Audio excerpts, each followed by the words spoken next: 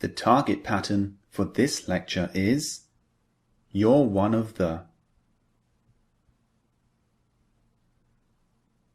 When using this pattern, we abbreviate the subject and the verb, especially in spoken English. So instead of saying you are one of the, we abbreviate you are to your. We say you're one of the. We also abbreviate other subjects, which we'll go into later. First of all, let's look at the meaning of this pattern. Here is an example. You have a beautiful voice. You're one of the best singers I've ever heard. So what does the pattern you're one of the mean? We use it to emphasize someone or something is very good, smart, crazy, etc. So we use an adjective and we are emphasizing the adjective. That's what this pattern is all about, emphasizing the adjective. So in the example I just gave, I said, you have a beautiful voice, which means singing voice. You're one of the best singers I've ever heard. So the adjective in this sentence is best. You're one of the best. So we're trying to emphasize the adjective and make it stronger. So when we say one of the best, it means among the best singers I've heard in my life, among the top singers, you are one of them.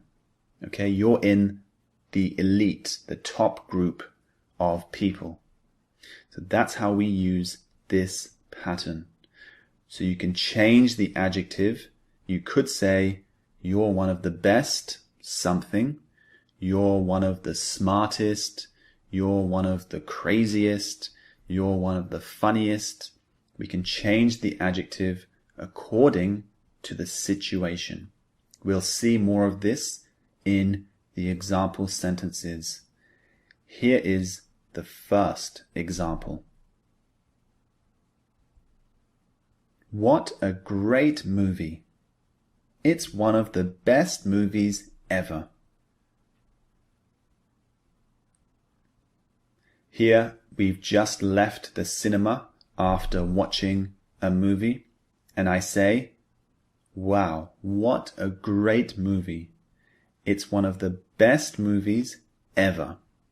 So I'm trying to say, among the best movies I've ever watched in this group, that movie we just saw is one of those. It's one of the best. It's one of the elite. Okay? Here is another example. So Jim says, who's Lionel Messi? Edward says, he's one of the greatest football players in the world. In this example, Jim didn't know who Lionel Messi was, so he's asking his friend, who is he? And Edward replies, he's one of the greatest football players in the world, which means among the greatest in the world, among the best, Lionel Messi is one of them. So he's top 5 in the world. He's one of the greatest football players in the world. Here's one more example for you. How do you know so many things? You're one of the smartest people I've ever met. This person is amazed at the other person's knowledge. He's asking, wow, how do you know so many things? How is your knowledge so great? And then he says, you're one of the smartest people I've ever met. So in my life, among all the smart people, you're one of the smartest. You're up there with the elite. So that is how we use this pattern. Let's look at the structure now. Here it is.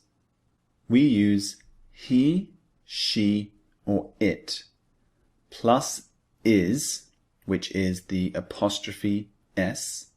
So he, she, its.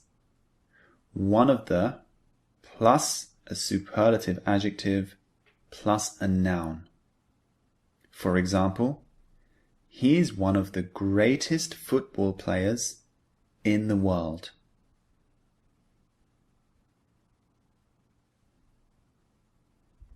And when we use you, we use the verb are.